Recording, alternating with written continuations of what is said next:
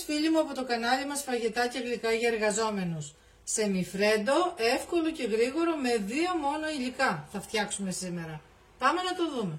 Τα υλικά μας είναι μισό πεπόνι μέτριο κομμένο σε φέτες ή ό,τι άλλο φρούτο θέλετε. Μία κρέμα γάλακτος 35% λιπαρά, 200 ml και μισό πακέτο μπισκότα της αρισκίας σας προαιρετικά. Θα χτυπήσουμε την κρέμα γάλακτος και θα την κάνουμε σαντιγί. Παράλληλα θα χτυπήσουμε στο μπλέντερ και το πεπόνι, θα το κάνουμε χυμό.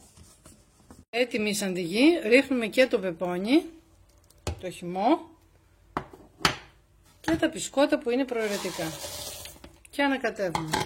Έτοιμο, το βάζουμε στην κατάψυξη για 10 ώρες και μετά αν θέλετε το διατηρείτε στο ψυγείο. Έτοιμο το σεμιφρέντο, είναι ένα τέλειο δροσερό γλυκό. Φτιάξτε το και απολαύστε το.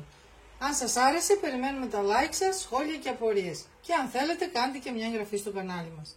Σύντομα και πάλι μαζί. Να περνάτε καλά. Γεια σας!